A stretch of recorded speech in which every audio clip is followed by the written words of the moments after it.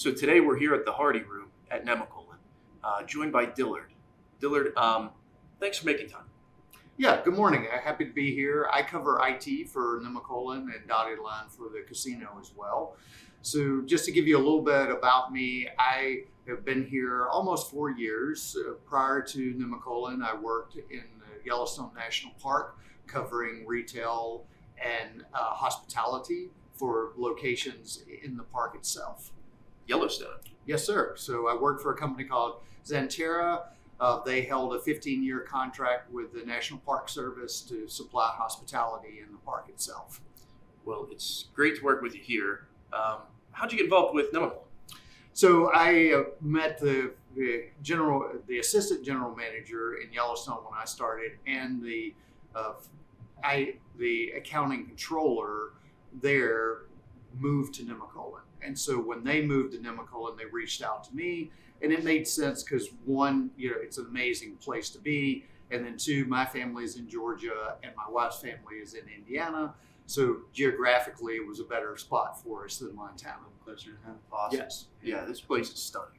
I mean, just beautiful. Unbelievable. And the transformation that it's gone through in the past few years, I breathtaking. Yeah, definitely breathtaking. But focusing a little more on the tech, I stayed in a room here not too terribly long ago, and that tech is amazing.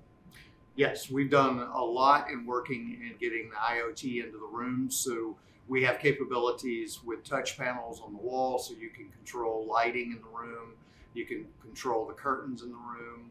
Then we also have that same capability on an iPad in the room. And then we have capabilities with the TVs for Chromecast and connection points there as well. You can do in-room dining from the tablet. So we've done a lot of work to bring tech into the rooms.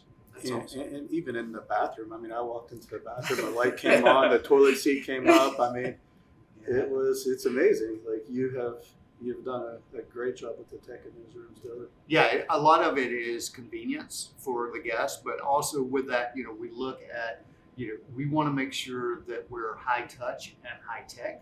We want the person to feel like that they're having a good experience. If they don't want to deal with technology, we have the butler teams there to help, the guests with anything that they need. So, we can cover, your experiences and what you want to do, and you can avoid tech, or if you're a tech person and you want to dial in that curtain to be at a very specific spot and you want the light to a certain percentage, you can use the tech in the room to dial that in exactly how you want it.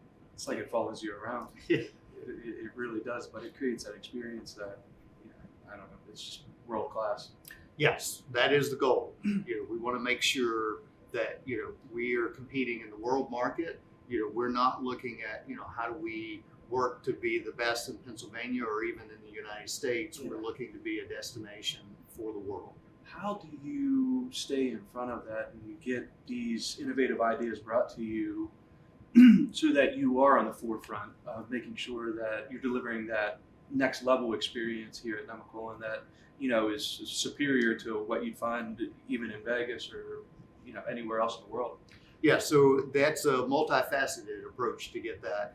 One is just, we have people from Nemacolin who are traveling and they bring back ideas, from things that they're seeing. We also have a lot of vendor partners like you guys with Ford, helping us with what are you seeing, and other vendors seeing in the market, what are they doing with other partners. And then, we also do a lot of research through, hotel technology forums and groups to see what's happening and what's available in the marketplace. Because while we do want to make sure, we're out there with the tech and the things that we're doing, I don't want to get into the bleeding edge. Right. I don't necessarily want to be that first one to do I something. think that's the same exact thing we say in our office, right? The first one might trip, but right. Yes, yeah. We like to be fast followers, but we don't want to be the first one ever trying something. Yeah, we were talking about it a little bit earlier. We just don't put tech into something that doesn't necessarily need Exactly. Yeah. A lot Common of times, common sense approach, the human factor, you could get things done. You don't necessarily have to apply tech to every single thing.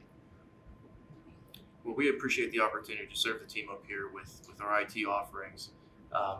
Those guys come back and do nothing but rave about the experience of working up here because they act as your employees. Yes. So can you guide us through a little bit about what we provide?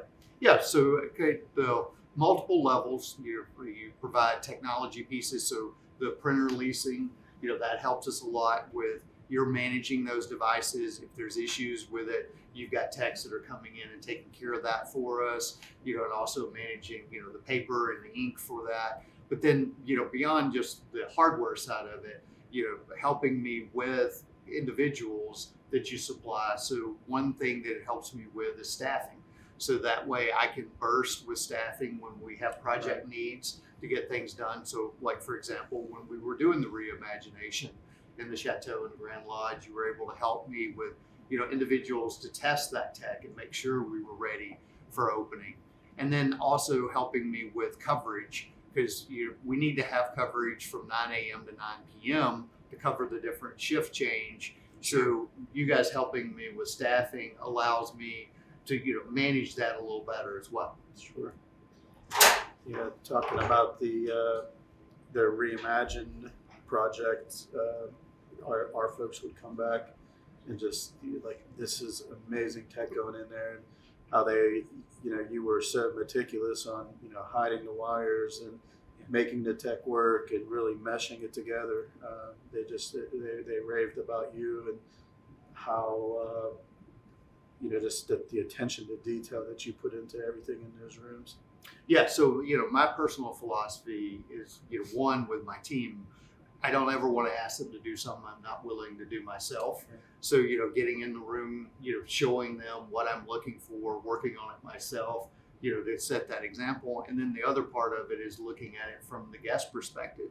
If I'm sitting there at the edge of the bed, I don't want to see a bunch of wires hanging down from the TV. Right. So I want to look at it of, how would the person who is, spending their money to stay here and have a great time, we want to make sure nothing just, takes away from that. Yeah, the tech in the background is phenomenal. Like we said, with those rooms, the work that went in.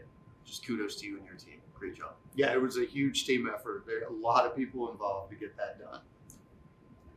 So, Looking at that cutting edge, though, speaking about AI, what are you utilizing? Friend, foe? Where are we at with AI here in Nemacolin and looking forward? Yeah, so we're starting to look at, how do we leverage, AI in the environment.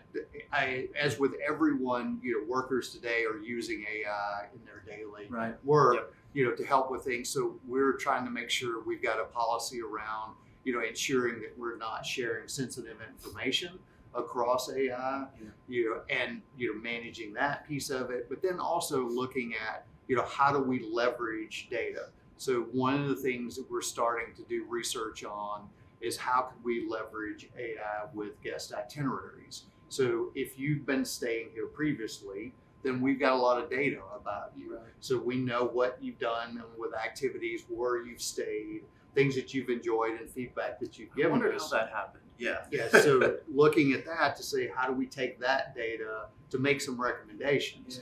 But there's the human factor piece with it as well. We don't want to use AI to then send you a robotic email of, hey, I think you would like to do X and Y. We're looking at that more of how do we give that information to the butler concierge so that then they can take another human eyes on it and say, yeah, I think this guest really would like this, and let's have a conversation with them. It kind of lacks the emotional intelligence side of what you guys are trying to deliver in your client experience. Correct. This is the worst that we're going to see out of AI, as it is right now. So those experiences and how you're going to be able to implement it into a client experience is, only going to improve from today forward. So I'm a big proponent of it. I think that we need to figure out the safe ways to integrate it into our businesses. We look at it from, okay, how can we give a better client experience on our side from our IT standpoint, and even from the cybersecurity side, you're seeing those be more on the forefront of where AI is at right now. Yeah, and because digging through logs, there are tens of thousands of lines generated per day. A human just can't effectively sort through that. You get AI in there like, hey, this looks suspicious, and just really crank up the efficiency there. Yeah, definitely. Because I mean, on a given month, we would have more than 3 million log entries across Microsoft events. Yeah. Yeah. So yeah, that's way more than a human being can go look at and see. Is there something? So AI can definitely help with. Here's something someone should go look at. This Yeah. looks odd. How many are threats? How many Right. are potential opportunity? It just does a better job of sifting through it. I didn't even think about all the client data from the personal information that you're gathering, and you have to keep protected up here Correct. as well. So utilizing technologies, like AI, really help put eyes on it where it needs to be focused. Right, exactly. So one of the phrases that I like to use is you taking friction out of the process. So like that, how do you take friction out of it for the IT worker of something that's helping them point to where, hey, you need to look at this. This is where you need to focus. And then also the same way, from the butler concierge, instead of trying to read through a lot of things to figure out what the guest might like, something that's making recommendations. But again, they're looking at it because they know that guest. So they can read that and go, yeah, this one missed the mark. This guest is not really going to like this. I'm not going to make this recommendation. But others, it would help them with, no, this makes sense. Let's get this in front of the guest and see if, it's something they want to do. So with all that information comes the cybersecurity element as well. Correct. You've got to be protecting the client's information, also your team members' information. Correct. What are some of the protocols? What do you do? I don't give away the trade secrets, Right. obviously. Yes, so there's a lot of infrastructure that deals with the security pieces. So, we've got a lot of controls around who can get to what data. So, it's really a layered defense. So who can get to the data, who has access to the data, who can read, who can change the data, but then also that review of what's going on so that you have that back end view of this was accessed, these things were going on, so you're looking for anomalies. We've got a lot of alerting so that way, if, for example, I'm always, sending X amount of data, and then all of a sudden today I send 5 times more data than I normally would, then that starts to trigger alerts of like, Dillard may be doing something that's not the best, and we need Sure. to go take a look and see what's Or going it could be on. compromised, or it could be Yeah, anything. Yep. Exactly. Just put eyes on it. Exactly. And then, working with our security posture of how we manage things. So, dialing in, multi-factor authentication.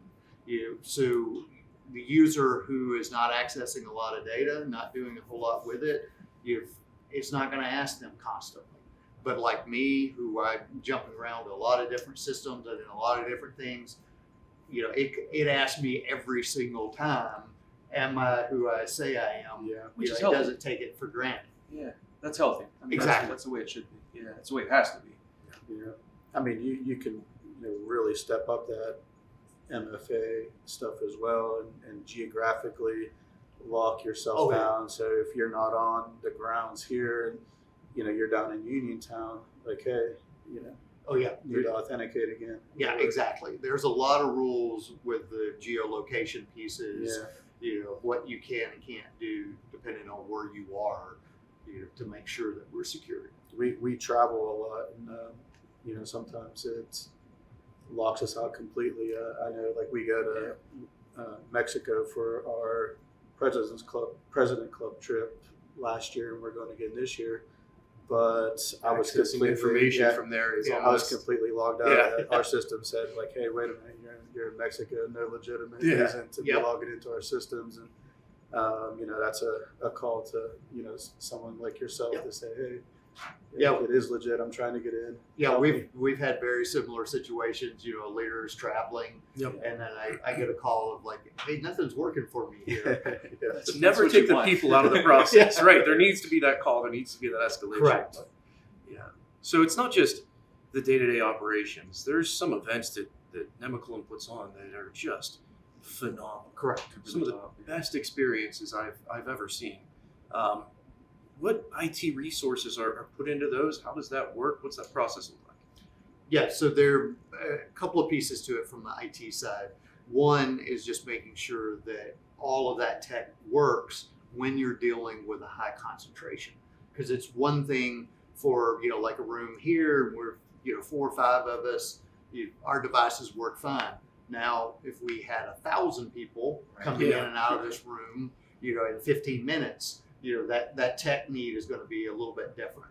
So being able to manage our network and understanding how the things are flowing. So, for example, with summer solstice, I had the itinerary. Right. So I knew where people were going to be.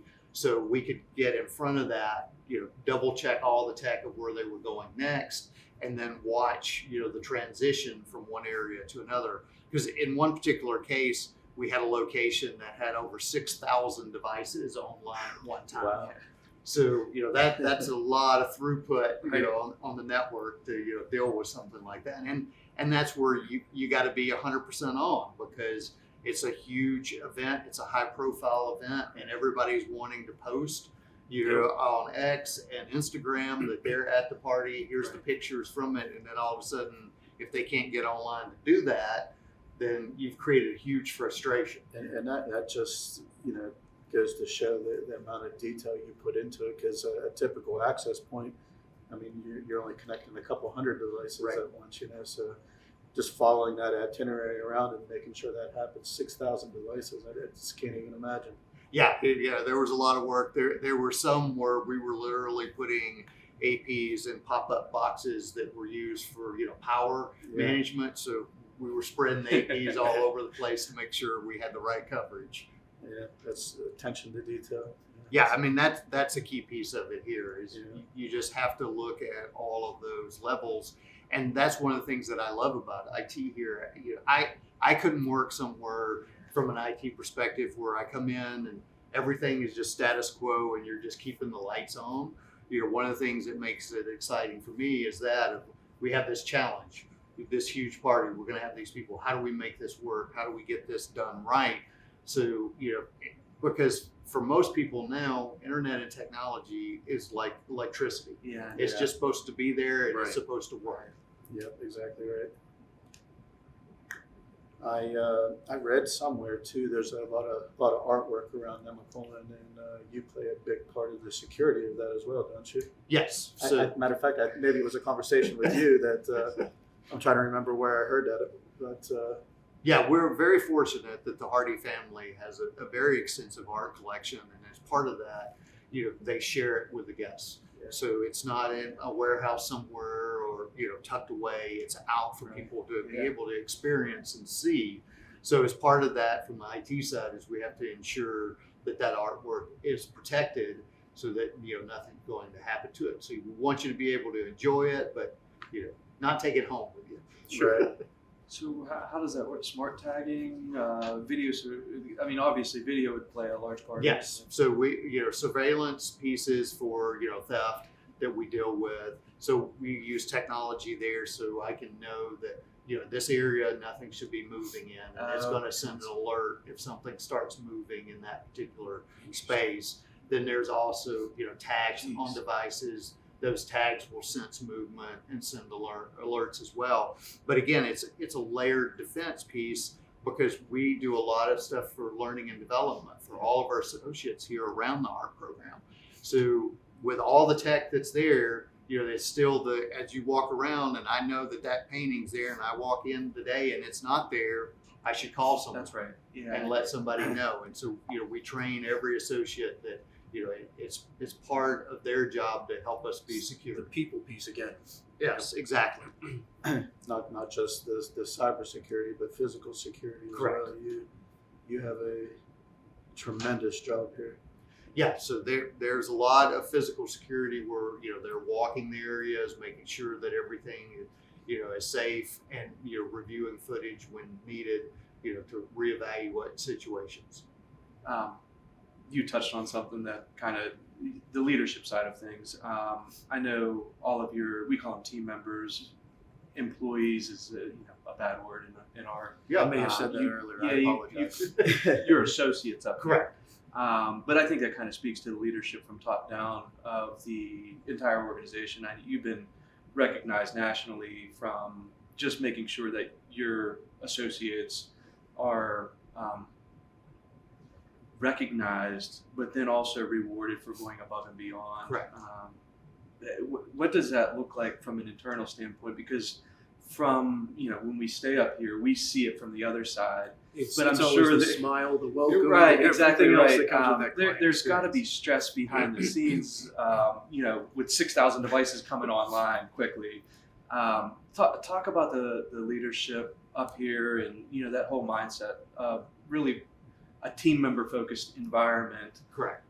as opposed to, focusing on the revenue and profits side of things. Yeah, for our associates, there's a lot of different ways that we look at that. One, first is just empowering people.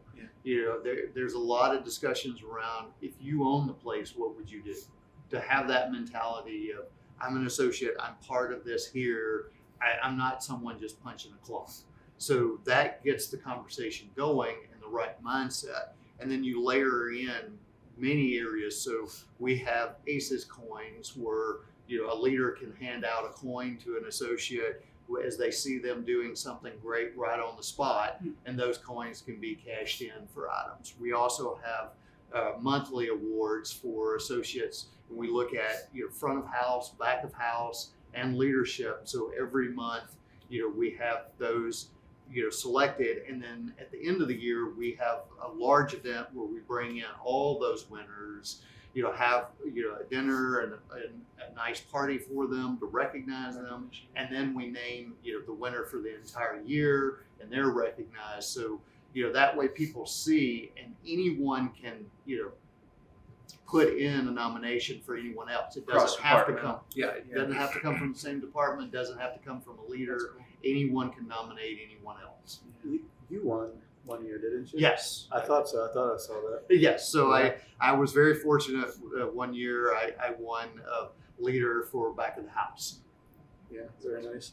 And I hear the lunch for associates is something to strive for as well. Oh yeah. When we have the monthly award ceremony to cover the nominations and winner, everyone who's nominated is invited, and it is an amazing lunch. So that's one of the other things that's great about Nemacolin is it's not this is an amazing lunch that we can do for a guest, and you're getting a ham sandwich as the employee. You're getting this amazing, catered buffet lunch that's at the exact same quality level that we would do for a guest. But even your day-to-day stuff, our team members that come back, because they're on a little bit of a rotation here, but they tell us about just every day this Yes. lunch, or maybe it's breakfast, lunch, and dinner, Yeah. but Yeah, a it's couple dollars, and there's it's it's the most $2 for amazing- associates. There's a salad bar. There's a hot bar. Yeah. There's a sandwich bar. So I tell people if you leave hungry, it's your own fault. Yeah. They They it's rave an about amazing it. meal. And I mean, I've never seen anything like this. The other day for lunch, I had lobster bisque soup. That's awesome. So Yeah. where would you have that in an associate, lunchroom? Like you said, typically probably a ham sandwich if you were lucky. Right, exactly. So, and that goes to show, they're committed to the associates, and making sure that, they have the things that they need to be able to get the job done, and that they're appreciated. Yeah, very much Everything except the circle bar.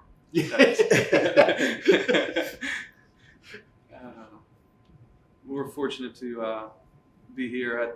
I'd light up this cigar, but I think you probably have some work to do today. Yes, I've got to get back to work. You guys can enjoy the afternoon here with drinks and cigars, but I've got to get back to the job. Yeah, really appreciate your time this morning. Yeah, it was great. Thank you for having me, and I appreciate the partnership that Ford brings to Nemacolin. You've been a really good partner with us over the years, and I expect that to go into the future. We hope to be that, and Yeah. we'll strive to do what we have to do for you. Yes, sir. Awesome. Well, thanks again. Thank Appreciate you. the time. All right. Thanks, Tilly. Hey, I want to thank everybody up here at Nemacolin for giving us the time, the space, and especially Dillard for spending time with us today. I agree. Yeah, this place is magnificent, and glad to be here. There's nothing like it. So, well, thank you, and join us next time for another episode of The Cutting Edge.